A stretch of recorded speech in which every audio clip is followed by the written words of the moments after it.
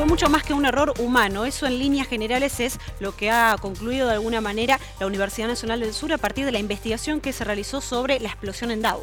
Claro, vamos a ir repasando a poco lo que dejó el informe pericial de 3 técnicos de la universidad que realizaron por fuera de lo que fue la propia investigación que hizo la empresa Dow del incidente que ocurrió en la planta de cracker, una de las plantas de cracker. Estamos hablando de el segundo, porque digamos, hubo una investigación interna y esta es la oficial, la que hizo la justicia, y en este caso son los peritos de la universidad que realizan el informe para la Fiscalía, para arrojar conclusiones y, con todo el bagaje técnico, profesional que tienen estos ingenieros, bueno, sacar sus propias conclusiones. Acá tenemos claramente todo el informe argumentado. Está pasando, son cerca de 20 fojas, con fotografías, con imágenes, todo lo que fue conclusión de este equipo de técnicos que realizó paso a paso, con todos los elementos que tenía a mano, con una inspección ocular del lugar al otro día, también con elementos y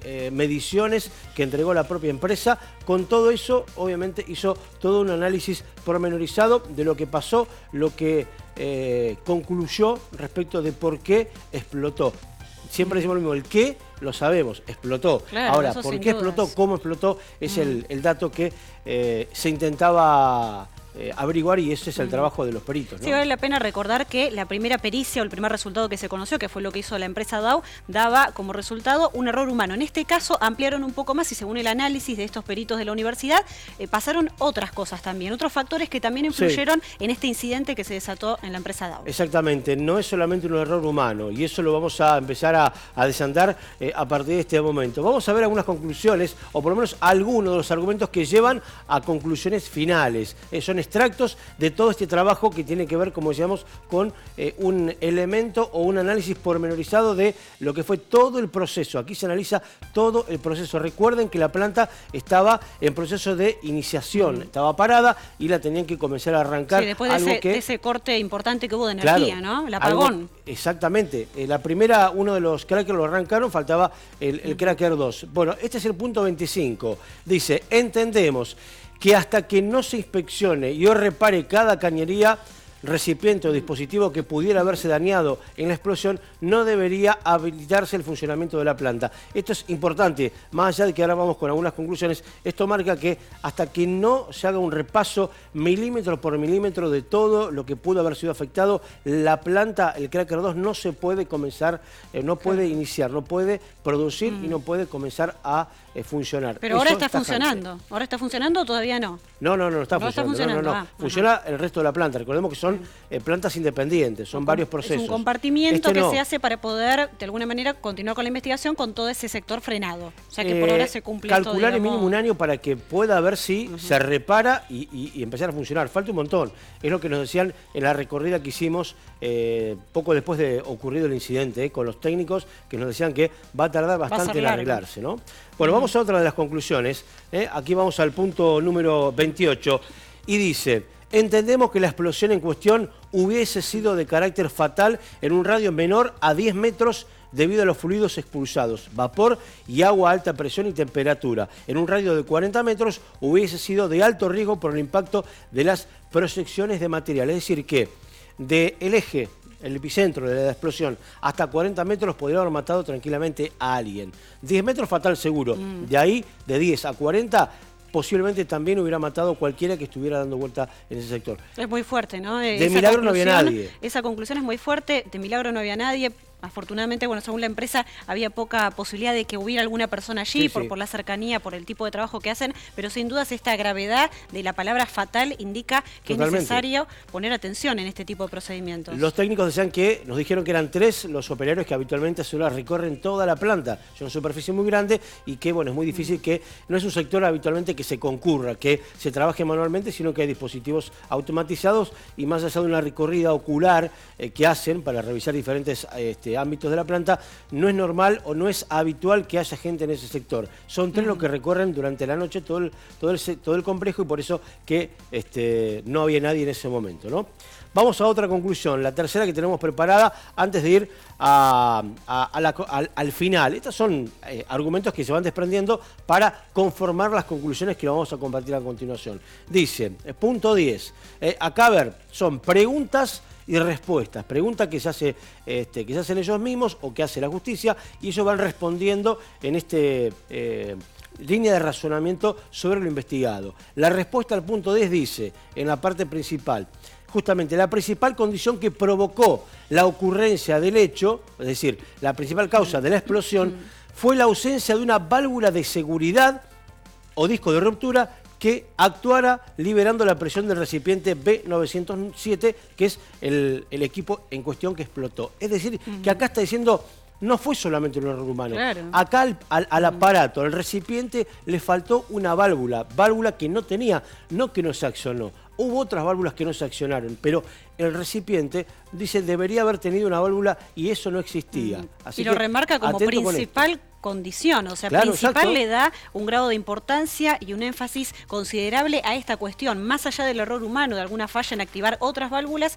ese elemento, esa herramienta no estaba dentro del equipo, con lo cual se generó esa explosión porque no se pudo liberar la presión del recipiente. Acá tengo otra, no exactamente esta, ahora vamos a las otras placas en un segundito, pero otra conclusión que dice que entendemos que si se hubiera instalado un dispositivo de seguridad como el mencionado en el punto anterior, la presión en el interior del recipiente nunca habría llegado a valores de riesgo, por lo que se habría evitado el siniestro que nos ocupa. Es decir, es un poco la previa de esto. Es decir, que si hubiera habido una válvula, claro, nunca se hubiera llegado a la presión. La presión que soportó el recipiente antes de explotar fue de 10 veces lo normal. Es decir, que si hubiera habido una válvula, no se hubiera llegado Se frenaba antes, ¿no? Digamos, bastante aguantó el recipiente. Bueno. 10 veces la presión habitual o la presión normal por la que circulaba el fluido o el vapor en ese caso por esa instalación. Vamos a las conclusiones, el dato final, donde concluyen exactamente los técnicos, ¿no? 3 datos relevantes, las causas de la explosión. Y aquí es donde ampliamos y decimos, no fue solamente un error humano como la empresa dejó trascender. Y por eso que cortó cabezas, echó gente, reacomodó algunos puestos. Exacto. Bueno, acá tenemos deficiencia en cierre de válvulas. Acá puede estar el error humano. De una persona o varias que no cerraron diferentes válvulas o en la puesta en marcha, la puesta en proceso del Cracker 2 no hicieron este trabajo de cerrar algunas válvulas o de abrir algunas válvulas, es decir, de accionar algunas válvulas. El texto dice el cierre de válvulas. Este dato también es muy interesante y es quizás un dato que está entre ambos. Deficiencia en el diseño del procedimiento de puesta en funcionamiento del recipiente B907.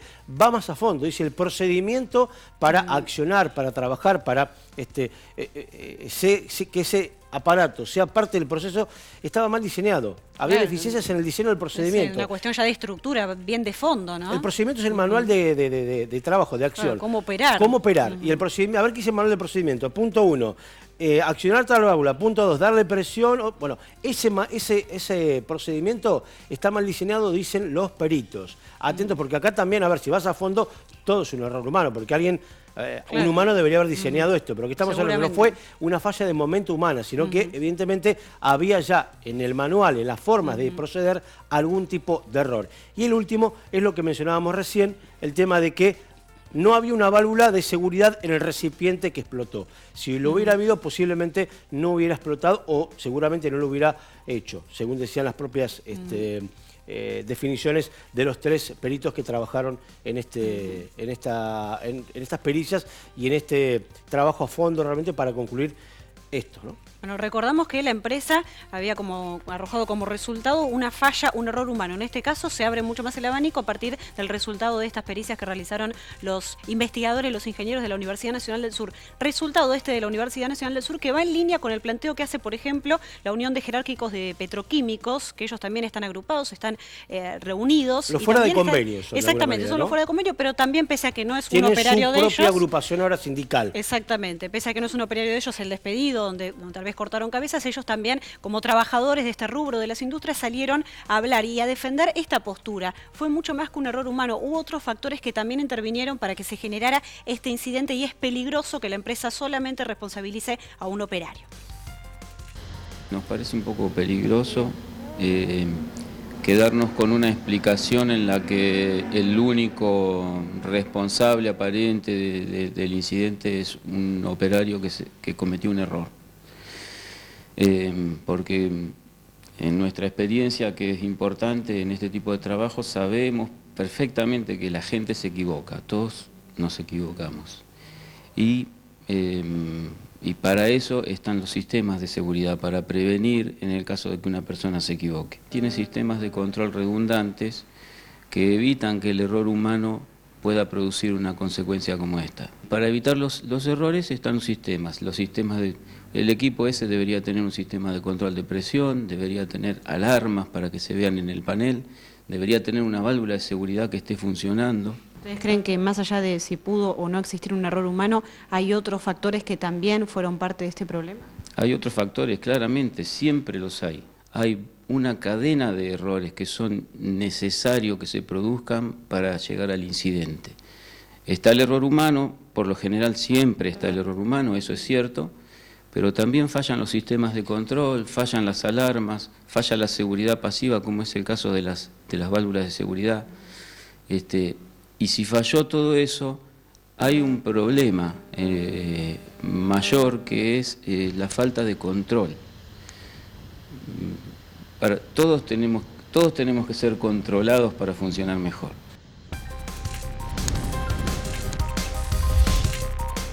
Remarcamos esto último, la necesidad de focalizarse en los controles. Todos necesitamos control, los empleados, pero también las empresas. ¿Y qué pasa con el rol del CTE, el Comité Técnico Ejecutivo, que recordamos allá cuando la empresa Dow dio la versión de lo que había ocurrido, que remarcó el hecho de la falla humana? También desde el CTE respaldaron esa versión y dijeron que coincidía con la hipótesis que tiene el propio CTE. Bueno, claramente para llegar a esta conclusión, los ingenieros Daniel Ziegler, Mauro Puccinelli y Santiago Maiz estuvieron un tiempo importante, ¿no?, analizando un montón de datos. Por eso quizás livianamente no se puede salir a decir algo hasta tanto no haya todo una línea de razonamiento o una pericia realizada. Más allá de la íntima convicción que pueda tener un funcionario, en este caso Pérez del CTE, no lo sabemos. Pero bueno, acá este trabajo se conoció hace horas nada más. Esto está en manos de la Fiscalía y es un informe importante. Quien quiera leerlo con detenimiento o por lo menos hacer un repaso un poquitito más pormenorizado, más tranquilo, lo puede hacer en la página, en bahía.telefe.com. Allí está, obviamente... Encuentran todo el documento, lo pueden ver con sí, hay más que nada, está masticado, como se dice en la jerga, está desglosado, hay párrafos importantes y ahí se puede ver, obviamente, algún párrafo más y algún análisis de lo que fue este informe pericial que ya lo tiene el fiscal. El fiscal va a esperar un par de días para poder elaborar un poco toda esta información y bueno, y ver qué actúa. Recordemos que depende la potencialidad del delito, va a actuar o no, o va a seguir actuando la Fiscalía. Posiblemente eso sea lo que tenga que juzgar a raíz de este informe el fiscal Aguilar, quien es el que está a cargo de la causa, ¿no? Así que habrá que esperar un poquito para ver todas estas, son 19 hojas o fojas. Es mucho material, ¿no? Claro, hay material muy técnico, muy específico, con mucho lenguaje de ingeniero, de gente que conoce el tema. Técnico, ¿no? Que a veces uno está un poco lejos de eso, pero se entiende. Se entiende porque después se va traduciendo, obviamente, en estos puntos de pericia donde hay preguntas y respuestas para hacer esta línea de razonamiento e ir explicando en un lenguaje bastante entendible absolutamente todo lo que ha concluido y todo cómo paso por paso va explicando qué pasó y por qué pasó, ¿no? Que me parece que es el dato. Que es la clave, ¿no? Entender por qué pasó, sobre todo pensando en la prevención, en que no se vuelva a repetir. Esto lo planteaban también los jerárquicos, ¿no? La posibilidad de ir a fondo para prevenir este tipo de incidentes, que no vuelva a ocurrir una explosión, que no haya incluso hay personas heridas, porque en este caso no la hubo, pero fue de milagro. Recién veíamos la palabra fatal también acá. Digo, hay que tener la debida atención en este tipo de casos para evitar que pueda llegar a algo trágico. No hay que ser hijos del rigor, ¿no? A veces actuar Claramente. antes de esperar una tragedia que es irreversible, ¿no? Estamos esperando por ahí por la conexión con el móvil, si no lo hacemos en un ratito, porque obviamente la idea es, con la misma línea de razonamiento, sumar un testimonio muy importante de uno de los peritos que trabajó. Estamos con Santiago Maíz, que es uno de los expertos de la universidad que participó del peritaje que se hizo en la planta de Dow sobre esta explosión.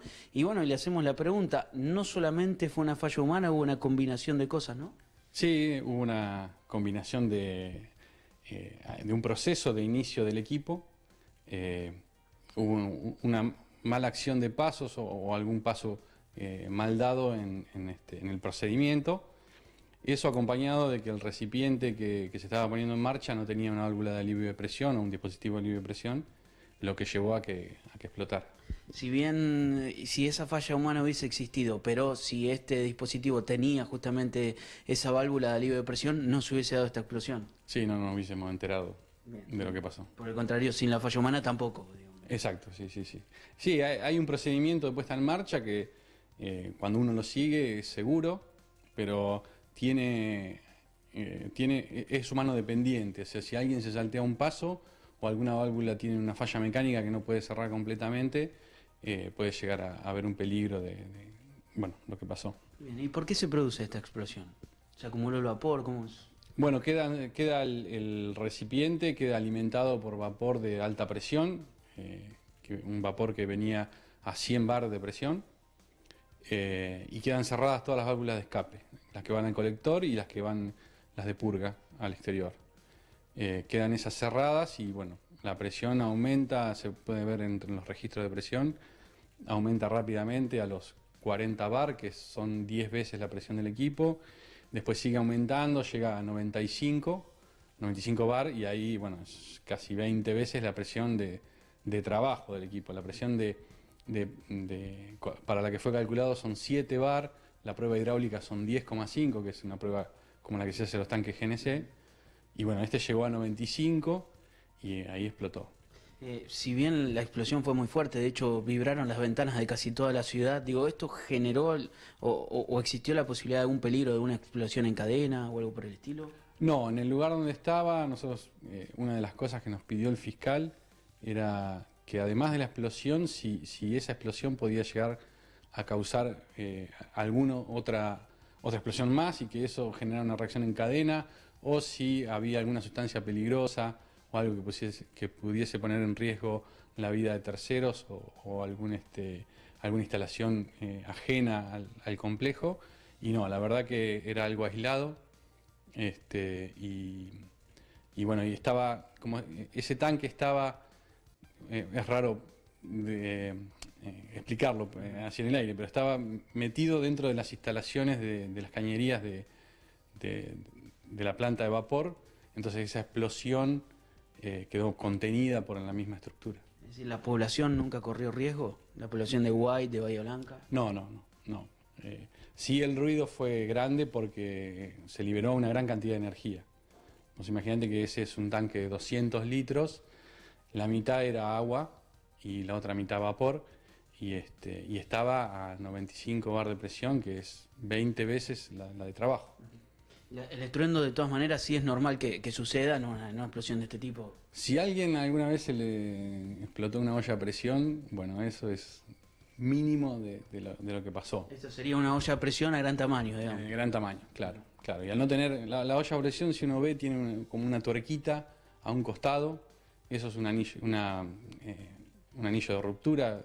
Cuando llega a tanta presión que se tapa la salida de presión, la salida de vapor, eso se rompe, entonces no se parte la olla. Bueno, hay veces que esas cosas fallan y sucede el desastre. Bueno, acá pasó algo parecido. Bueno, lo mismo, pero no tenía esa válvula. No tenía esa válvula, entonces el error humano se aumentó, digamos, por no tener ese dispositivo de seguridad. Bien, ¿y de la gente que trabajaba en la planta pudo haber corrido algún tipo de peligro? Sí, en un radio, nosotros lo que observamos, que en un radio a 10 metros hubiese sido fatal por la cantidad de líquido que tenía el tanque y la expansión que hubo.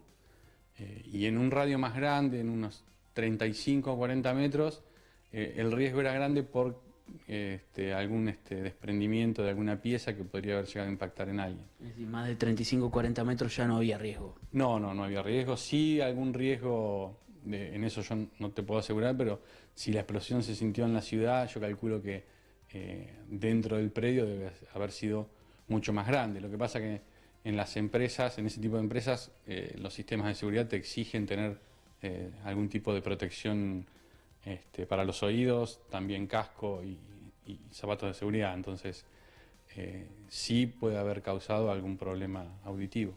Muchas gracias. No, nada, gracias a usted. Bien, Santiago Maíz desde la universidad explicando un poco los resultados de esta pericia y bueno, un poco también respondiendo a la consulta. No solamente fue una falla humana, sin la falla humana la explosión no se hubiese dado, pero también una falla en el diseño porque no tenía esa válvula para liberar la presión que se generó en ese lugar. Perfecto, Marcos, cerramos el círculo ahí, las conclusiones que vertíamos y la gráfica que poníamos en pantalla, más uno de los propios autores del proyecto, de las conclusiones, conversando con nosotros. Gracias, hasta luego, Marcos.